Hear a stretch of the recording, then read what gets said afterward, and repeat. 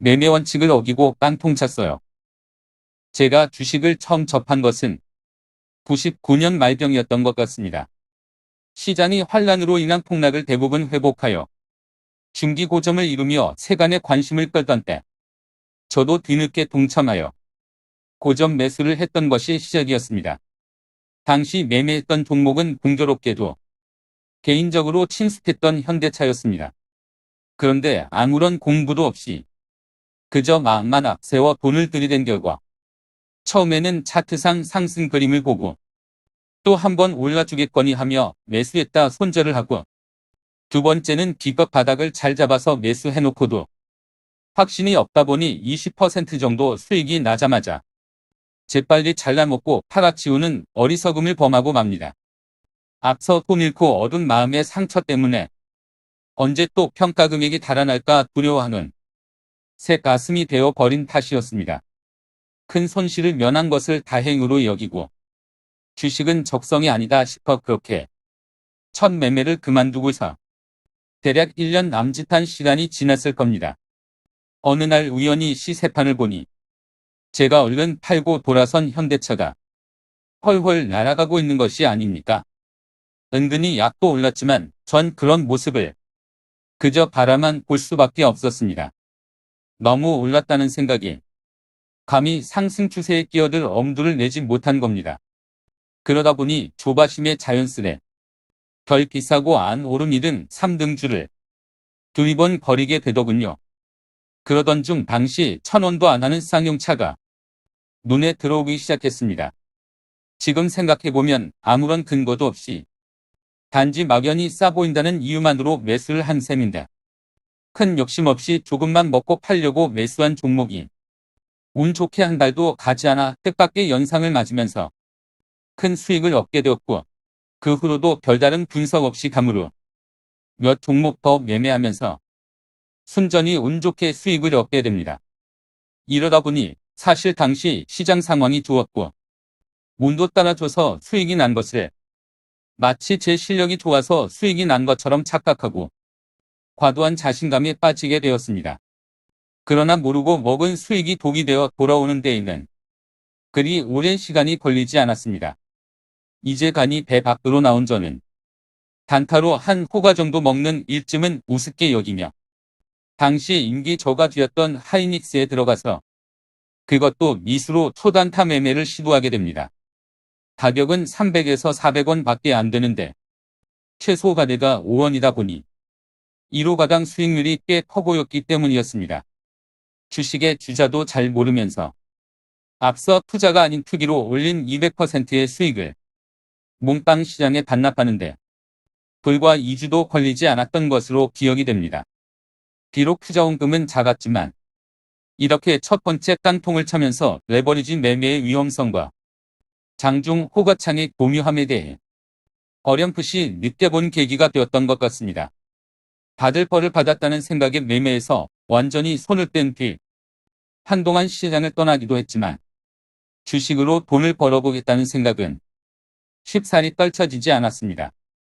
이번에는 뭔가 배우고 공부해야 할 것 같아 결국 1년여 만에 한 온라인 투자 클럽에 처음으로 가입하게 되었는데 수익을 올리기보다는 손절에 익숙해지는 훈련을 하는 수준이었습니다.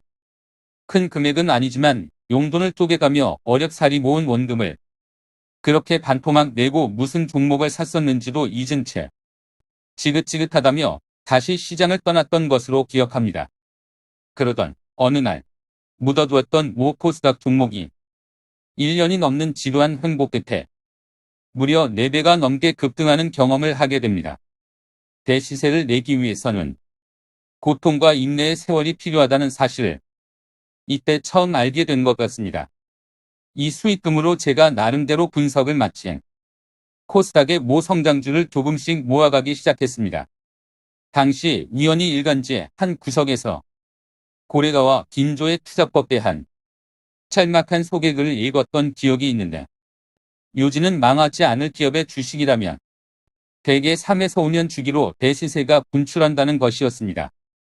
잘은 모르지만 일본에서 최고로 성공했던 사람의 말이라기에 일단 믿어보기로 하고 1만원짜리가 6,000원을 떼고 내려갈 때째지. 득심 있게 계속 매수해 나갔지만 막상 평가손이 30%를 넘어서자 저도 모르게 자신감을 슬슬 잃게 되더군요. 어렵게 아껴 모은 tum자돈을 자꾸 잃다 보니 안 쓰며 참고 버틴 지난 세월을 잃어버리는 것 같아 조금은 서글픈 생각도 들었습니다. 얼마 후 2007년 여름 대세 상승장을 맞이하여 제가 힘들게 보유하면서 버티던 종목에서도 큰 수익을 얻게 되었지만 공부하지 않고 얻은 수익은 제 것이 아님을 일찍이 겪어본 저였습니다. 그런데 역시 왕초보 시절이라 시세의 원리는 모르면서 종목만 가지고 매매를 하려다 보니 수익이 많이 나지는 않았습니다. 부끄럽지만 솔직히 말씀드리면 종목으로 돈 벌 생각부터 앞세우다 보니 무엇을 어떻게 공부해야 할지도 제대로 깨닫지 못했습니다. 이후 본업에 바빠져 매매는 잠시 쉬자는 생각에 그래도 믿을만해 보였던 대형주 LG전자를 사두고 시세를 한동안 보지 않기로 했습니다. 그리고는 그해 가을 리먼 사태를 맞이하여 장렬히 10분의 한 토막짜리 깡통을 대형 우량주 LG전자로 차고 말게 됩니다. 설마 하는 생각에 신용으로 왕창 사놓고는 업종 대표 우량주라며 손절도 안 한 것이 바로 화근이었습니다.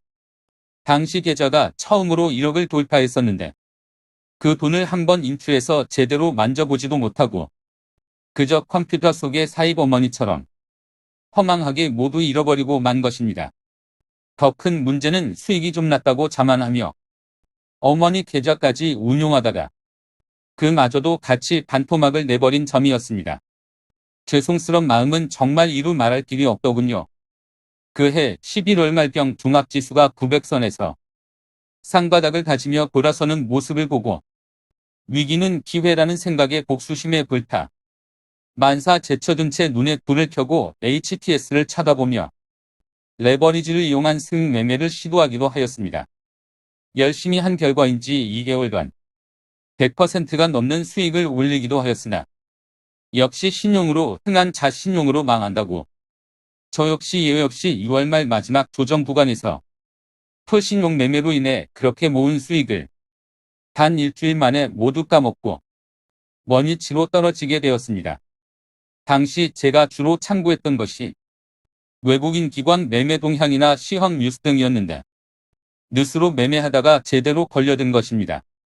10년 만에 환란 뒤에는 10년 만에 기회가 온다는 말이 떠올라 남은 1,000만 원을 투자해도 합니다.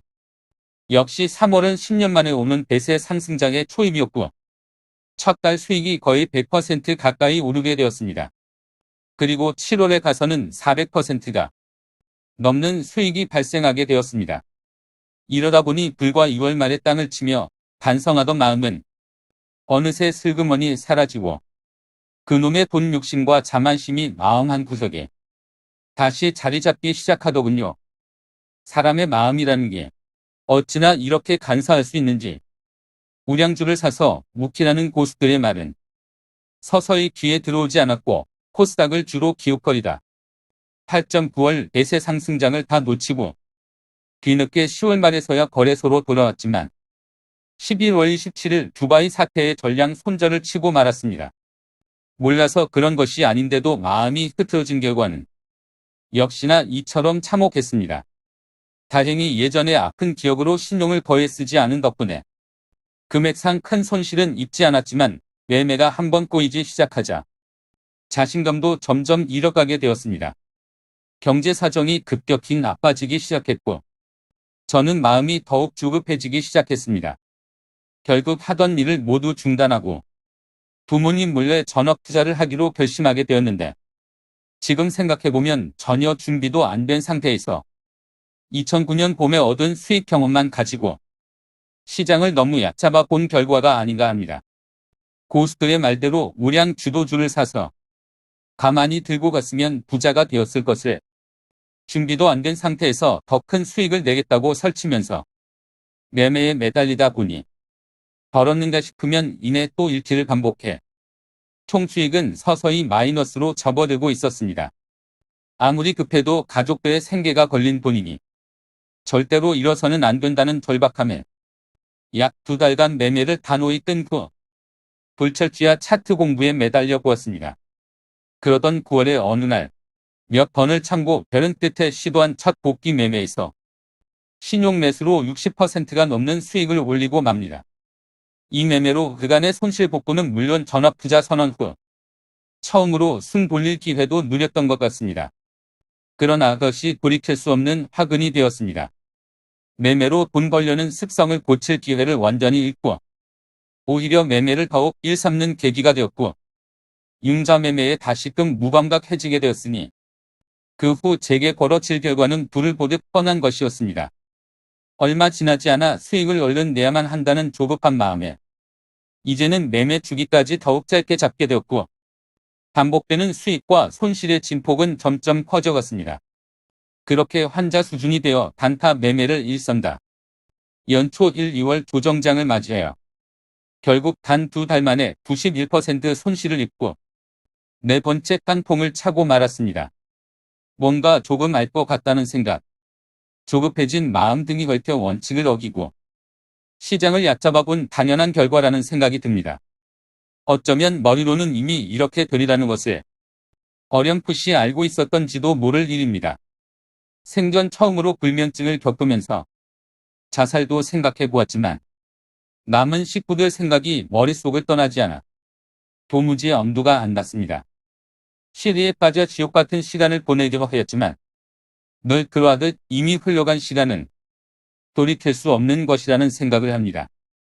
앞으로 남은 시간만을 바라보며 이를 악물고 시장을 떠나 수개월째 아르바이트로 돈을 모으면서 새로운 기회를 준비 중입니다.